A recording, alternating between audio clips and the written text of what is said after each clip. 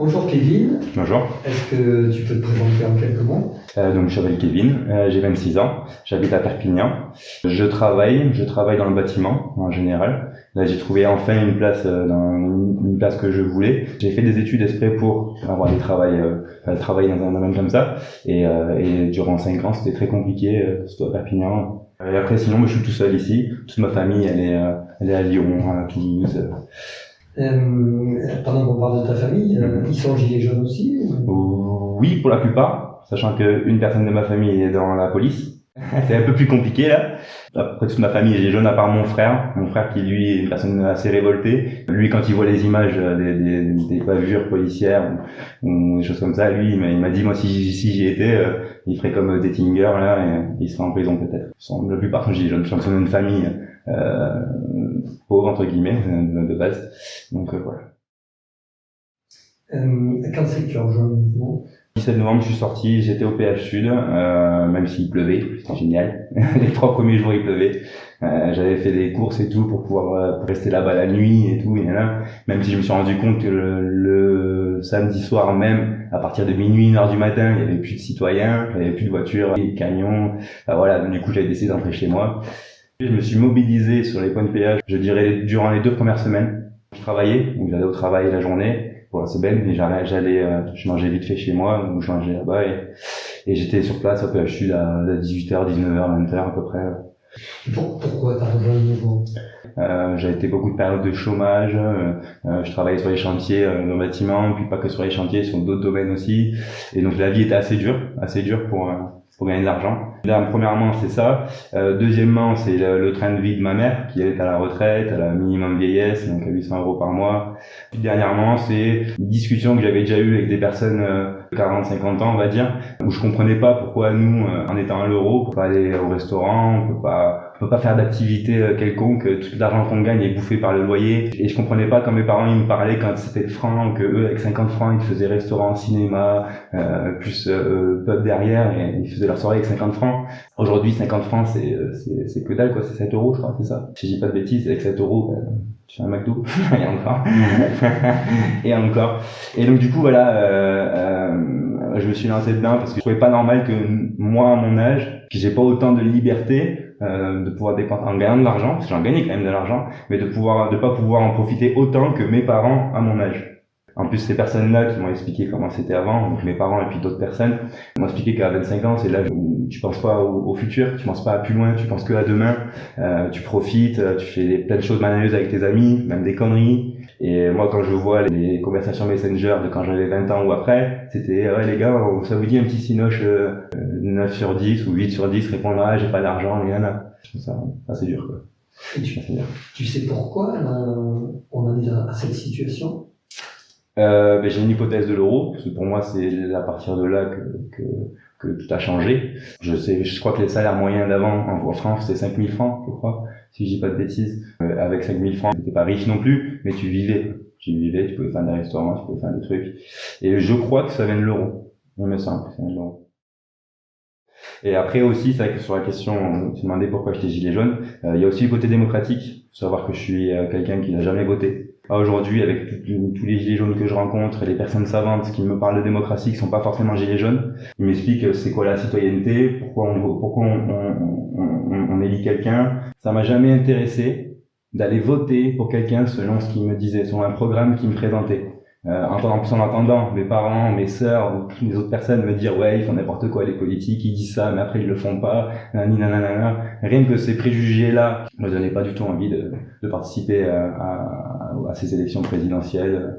Et aujourd'hui, je pense pouvoir dire aujourd'hui que je vais peut-être passer de la case abstentionniste à citoyen, sans passer par électeur.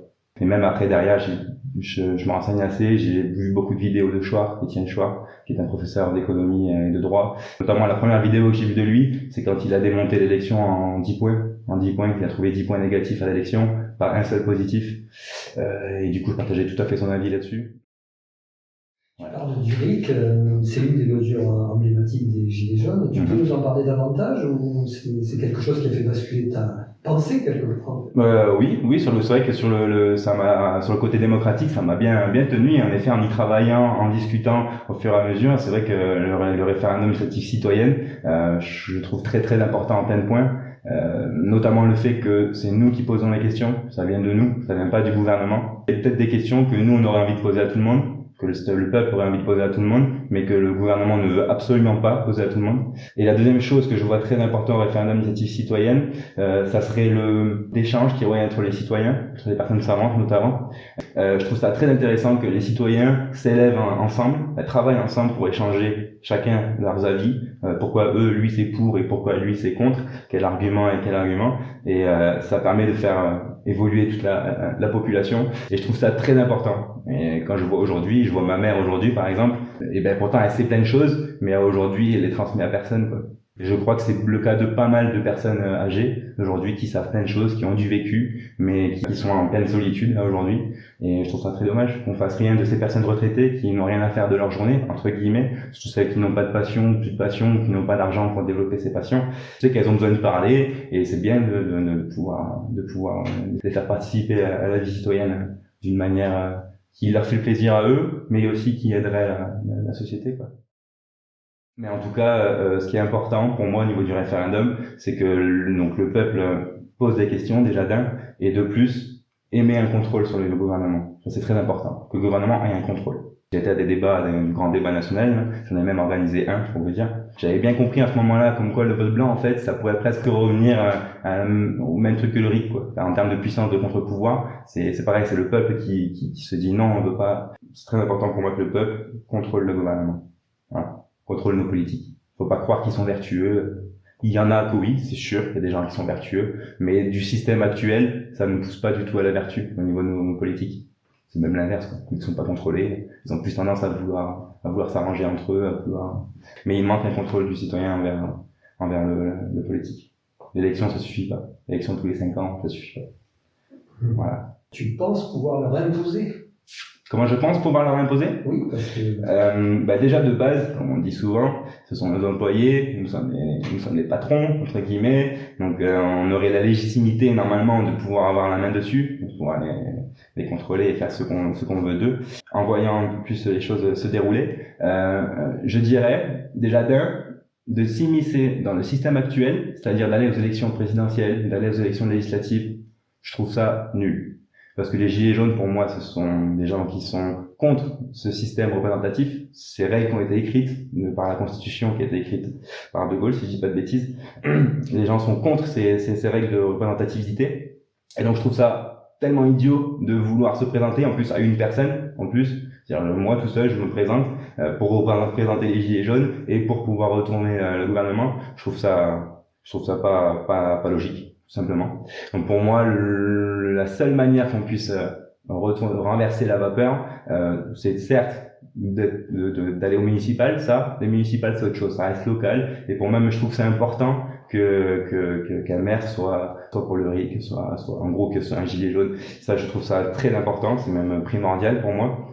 Et après derrière, ce que j'ai envie et ce qu'on essaie de faire avec le groupe RIC, qui est un groupe qui s'est fait sur Facebook depuis le monde des Gilets jaunes. Ce qu'on essaie de faire, c'est faire de l'éducation populaire. On fait plein de réunions dans divers endroits pour ça, expliquer c'est quoi le RIC, pourquoi on a besoin du RIC, un peu tout ça. Et j'espère, même si aujourd'hui c'est pas encore le cas, mais j'espère qu'un jour ou un autre, les citoyens d'une même commune vont plus prendre le contrôle de la ville, en gros. Si je donne un exemple, à Saillant par exemple, qui est un village où il y avait le maire qui voulait qu'il y ait un centre commercial qui soit construit pas loin du village, et les habitants, je crois qu'ils étaient 150 ou 200, je dis pas de bêtises, je crois que c'est pas beaucoup, c'est un petit village, mais en tout cas ils se sont révoltés à ça, et ils se sont dit oui mais non, mais on va perdre notre gagne-pain, quoi. C'est quelqu'un qui va arriver, enfin voilà. Et du coup, ils se sont rebellés contre le maire, et ils ont empêché la construction de ce centre commercial. Ce qui a fait que du coup, dans ce village, ensuite, ça a créé une certaine cohésion entre les citoyens, qui a fait que carrément, ils se sont mis constamment à vouloir s'occuper de ce que leur maire allait décider, et même que le maire, si je dis pas de bêtises, a renommé sa mairie la maison commune. Voilà.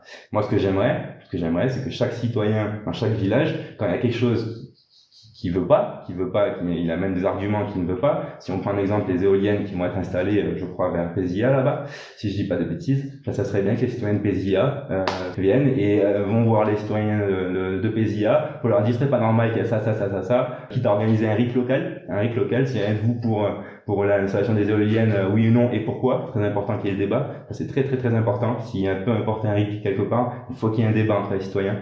Il faut pas laisser quelqu'un répondre à un référendum sans qu'il sache le oui, pourquoi ou non, pourquoi. Parce que sinon, il va répondre contre son intérêt. Enfin, il va répondre sans savoir vraiment, en fait. Et c'est très important que la personne le sache. Et donc, je crois vraiment que ça va passer par là. Que les citoyens vont se mobiliser dans chaque commune pour prendre, en gros, le pas devant leur maire. Et après, pourquoi pas plus loin. Mais pour moi, ça va vraiment venir des communes. Voilà.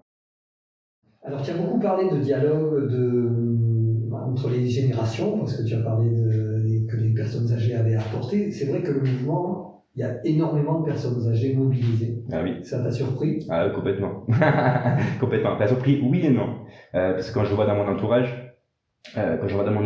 proche, qui ont à peu près entre, on va dire, 20 et 30 ans, beaucoup sont gilets jaunes dans l'esprit, mais très peu se mobilisent. Je me rappelle même des premiers jours où un ami à moi m'avait dit ouais, mais je pense pas que ça va changer en faisant ça, en bloquant. Je pense pas que ça va changer. Moi, je lui avais dit, mais je ne sais pas non plus. Je ne sais pas, mais ce que je sais, c'est qu'il va y avoir des gens, qu'il va y avoir un gros truc social, et que même si je sais pas quel résultat il va y avoir, faut y aller, quoi. Faut foncer. Et que si on doit se dire à chaque fois, je pense pas que ça va marcher, donc j'y vais pas, enfin, moi, je partais de ce principe-là, que si on se dit ça et qu'on n'y va pas, on va tout rater, quoi. C'est vrai que j'étais surpris qu'il y ait pas mal de personnes âgées, et pas trop surpris qu'il y ait pas beaucoup de jeunes, quoi. Même s'ils sont venus quand même. Pour la personne qui m'a dit qu'il y croyait pas, elle est venue quand même un soir, elle est venue sur le rond-point, notamment, je crois que c'était les 3 premiers jours, ou un peu après, il est venu voir comment ça se passait. Et ces gens ils sont très résistants, les personnes âgées. Tu croyais ça d'eux? Tu croyais que ces gens-là, qui ont l'air de jouer au boule toute la journée, seraient toute la journée mobilisés, quasiment jour et nuit? Ah oui, j'étais quand même subjugué dans l'idée, ça c'est sûr.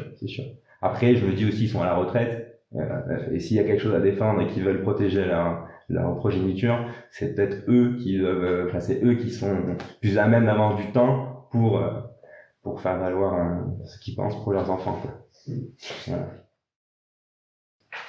Tu as beaucoup parlé de dialogue par rapport au RIC, que les gens pourraient échanger, etc. Est-ce que tu crois que le dialogue est encore possible? Parce qu'on était arrivé dans une société très binaire, en fait. Est-ce que tu crois que le mouvement des Gilets jaunes a changé cette polarité entre extrême droite, extrême gauche, entre racistes, non racistes, entre vieux et jeunes? Ben moi, la frontière entre les gens où je la vois pas sur les pensées, je la vois par la carte bleue. Même moi, et ça me fait très mal de devoir suivre le truc, mais quand je vois un SDF en bas de chez moi, ça me fait mal de le voir comme ça.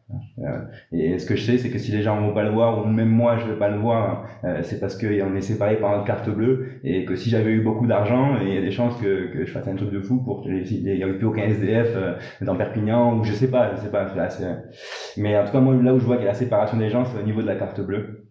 Et là où les gens commencent à discuter, à vraiment s'échanger sur leurs problèmes et passer outre cette histoire de carte bleue, c'était vraiment dans les Gilets jaunes que j'ai ressenti cet altruisme commun, on va dire, cette façon de vouloir pousser ensemble, même s'il y a quand même pas tous les Gilets jaunes, hein, je parle d'un tronc commun de Gilets jaunes, on va dire, et ça va être cette fraternité là qui n'est plus, et qu'on a retrouvé avec les Gilets jaunes, je dirais, parce que je me suis un peu renseigné sur l'histoire, et s'il y a liberté, égalité, fraternité, au moment de la Révolution, si on a décidé qu'on paye tous des cotisations sociales pour que chacun ait droit à l'hôpital, au chômage, un peu tout ça, c'était vraiment un concept de fraternité. C'est quand je l'explique aux gens aujourd'hui, je fais, tu vois, ton salaire brut, tout ce qui est retiré envers ton salaire net, c'est ce que tu donnes aux gens, en gros, et que c'est vraiment un don de ta part. C'est que c'est bon, ils l'ont décidé il y a longtemps, ça c'est vrai, mais c'est un don de ta part. C'est vraiment, pour moi, ça résume la fraternité qu'on n'a plus aujourd'hui, qu'on retrouve moi, personnellement, que je trouve qu'on retrouve avec les gilets jaunes, et que ça serait bien que dans le temps, ça fasse un effet boule de neige, et j'y crois. J'y crois à cet effet boule de neige. Comment tu vois l'orientation du mouvement maintenant, la suite du mouvement? Comment je vois la suite du mouvement? Alors moi déjà, ce que selon moi, le gros impact qu'il y a eu, le gros impact où on a bloqué, un gros truc de blocage, pour moi ça c'était vraiment un événement perturbateur, enfin un événement déclencheur plutôt que perturbateur. C'était vraiment un événement déclencheur où on a imposé le pas, on a montré que les gilets jaunes étaient là. Pour moi, la deuxième étape, selon moi, c'est vraiment d'aller au contact des citoyens pour les convaincre, planter la petite graine de la démocratie, enfin vraiment les convaincre d'eux. Et pour moi, ça se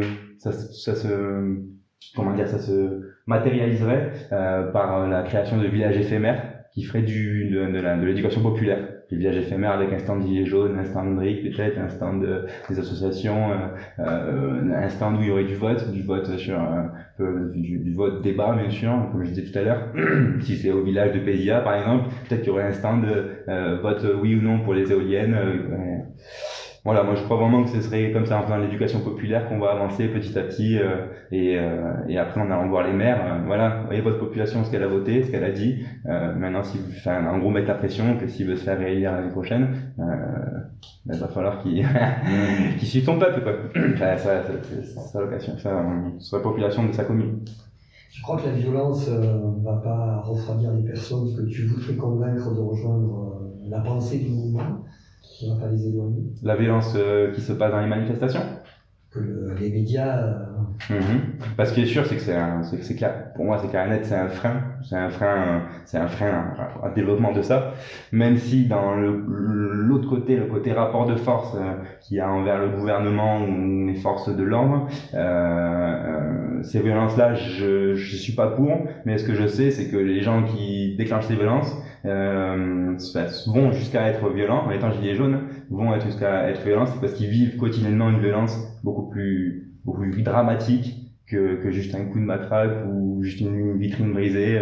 Enfin voilà, il y a la violence qu'on voit pour moi sur une manifestation, elle est légitime parce que c'est de la légitime défense. Pour terminer, si je te demandais 3 mots, pour résumer le mouvement ou ce que tu ressens, 3 mots pour résumer le mouvement. Ouais, c'est vrai, ça peut-être pas 3 mots, mais prise du pouvoir du citoyen dans l'idée du contrôle du gouvernement actuel. C'est vraiment ça. C'est pas la prise de pouvoir de pouvoir tout décider, de voter toutes les lois. Non. C'est la prise de pouvoir d'être un garde-fou envers le gouvernement. Donc, prise de pouvoir éveil de la population. Ça, c'est très important, je trouve. Les gilets jaunes, vraiment, il éveille les gens. Et dernièrement, remise à leur place des dominants, entre guillemets. Dominants sont les personnes qui ont beaucoup d'argent et qui tiennent les ficelles du monde économique et social, du coup aussi. Voilà, ça serait le troisième mot. Parce que voilà, ça serait, je trouve ça absolument pas normal, parce que si je peux me permettre de rajouter un petit truc avant la fin, ce que je trouve, c'est une question que je me pose encore aujourd'hui, donc s'il y a des réponses, moi je suis pour et j'aimerais converser avec des gens là-dessus. Je trouve pas, ça fait depuis 15 ans, même pas le temps là, qu'on s'industrialise. D'accord. Si je prends le cas d'un péage, par exemple, les péages là, avant il y avait des gens au guichet. Ces gens-là, de par leur salaire, leur cotisation, payaient le chômage, payaient la sécu, payaient la retraite. Quand Vinci a décidé qu'il y avait les automates là, les robots entre guillemets, quand Vinci a décidé de virer la masse salariale, elle est passée où la part de cotisation que payait le péage pour le chômage, la retraite et ça, elle est passée où? Je veux dire que de par l'industrialisation, ils se sont dit, enfin le gouvernement n'a rien fait et a laissé faire les patrons, on va dire en résumant, a laissé faire les grands patrons, réduire la masse salariale pour gagner plus de bénéfices et donc du coup en conséquence baisser le budget de l'État pour la retraite, les sécu et machin. C'est normal? Moi, je trouve pas ça logique. Mais pour moi, en gros, les robots devraient payer des cotisations sociales. En plus, si on voit, là, je vois aujourd'hui, il y a des robots qui peuvent construire des maisons, il y a des robots qui peuvent, j'ai vu qu'ils vont commencer à sortir, enfin, ils ont commencé à étudier les camions, hein, les camions de transport, qui vont se suivre les uns les autres avec pas de chauffeur, c'est juste qu'il y en a un qui va traîner tout le monde. Au bout d'un moment, où il y aura plus que 20% de travail pour l'homme par rapport à aujourd'hui, pour faire le même produit intérieur brut, il y aura peut-être besoin de 20% d'hommes. Comment ces patrons-là, qui produisent ces richesses, vont arriver à vendre leur production à ces personnes-là qui ne travaillent plus? Comment ils vont faire? Ils vont être obligés de les payer à rien faire, ces gens-là. À aujourd'hui, ben, les gens ils sont au chômage, c'est l'État qui ramasse, et eux se font plein de thunes parce qu'ils payent plus la masse salariale. Voilà. Je trouve pas ça logique. Et puis dans le même bain, quand on voit un Carrefour, qui avec 2 personnes dans sa boulangerie, il peut faire 5000 baguettes, qu'il arrose les 5 villages qu'il y a autour. Avant, il fallait 15 boulangers, donc 3 boulangers dans chaque village, pour pouvoir faire ces 5000 baguettes. C'est pareil, c'est 15 boulangers, participer au budget de la sécurité sociale, de la retraite et tout ça. Et en mettant des centres commerciaux partout comme ça, eh ben, ça a totalement détruit le budget de l'État pour la retraite et la sécu et tout le tralala. Ouais, le gouvernement ne s'est pas retourné contre eux. On leur dirait, tous les bénéfices que vous avez gagnés depuis 15 ans, là, en payant pas la masse salariale, va falloir rattraper ça rapidement, là, et se remettre au diapason, pour que le budget de l'État aille bien. Écoute, merci Kevin. Avec plaisir, merci à toi. Pour la suite. Oui, on lâchera pas. On lâchera pas, on sera là. Et même pour moi, je crois que le mouvement des Gilets jaunes, pour moi, il ne s'arrêtera jamais. Peut-être que les manifestations, enfin, le rapport de force actuel qu'on a avec les forces de l'ordre, tout ça, cette confrontation qui pour moi est inutile d'ailleurs, la confrontation entre la police et les Gilets jaunes, hein, c'est un combat politique, hein, c'est pas du tout. Mais en tout cas, on lâchera rien. Et ce que je sais, c'est que les policiers, pas pour la générale, mais sur les 3 premiers jours, les policiers étaient avec nous. Je me rappelle le 17 au soir, le 17 premier jour, le premier jour et même le deuxième. Il y avait 3 policiers qui étaient à PHU, 3, sachant qu'une des 3 était une dame. Cette dame était à fond, entre guillemets à fond avec nous. Enfin, quelqu'un qui était, un citoyen était violent qui comprenait pas. Elle est rentrée dans la voiture, elle a enlevé les clés de son camion pour lui dire toi tu bouges pas et tu fais pas le violent. Et ils ont raison, en gros, dans l'idée. Et même le soir, à 18h, 19h, quand il y avait la relève, là, qui partait, je me rappelle de ce policier j'étais à sa fenêtre, et qui m'a dit comme ça, tenez le coup. Il m'a dit tenez le coup. Alors aujourd'hui, avec ces 5 mois de confrontation, je ne sais pas si ce monsieur me dirait la même chose. Je trouve ça dommage. Mais voilà. Tu as une sœur dans la police. Oui. Qu'est-ce qu'elle pense maintenant, elle, des Gilets jaunes? C'est compliqué. Alors, parce que j'ai pas pu énormément discuter avec elle de ça, parce que je vois que ça la touche beaucoup. Je pense qu'elle, comme beaucoup de policiers, ils trouvent légitimes les revendications des Gilets jaunes, parce que eux-mêmes font partie du peuple, leurs enfants, enfin voilà. Je trouve que c'est logique. Mais c'est vrai que elle, ce que je sais du moins, c'est qu'elle s'est mis totalement un voile sur les vidéos, sur les bavures policières qu'on voit, sur tout ça. Même si je l'avais montré au début de certains, des tout premiers vidéos, je l'avais montré, et elle m'a dit, ce monsieur, il va être écarté de suite, ils vont le retirer du maintien de l'ordre. C'est pas grave, le monsieur qui avait sorti son arme, là, pour menacer un gilet jaune. Je lui avais montré ça, et il m'avait dit, ce monsieur, il va de suite être écarté, qu'on en a parlé récemment, un tout petit peu. Elle a dit qu'elle était pas d'accord avec les gilets jaunes, et je pense que c'est dans le sens, c'est à cause de cette confrontation, justement. C'est à cause de ces 5 mois où les policiers sont contre les gilets jaunes, alors qu'en fait, normalement, on doit être ensemble. Et donc, voilà. Donc, du coup, c'est assez compliqué. Et c'est à cause du gouvernement qui leur demande de faire des choses qu'ils ne devraient pas. Voilà.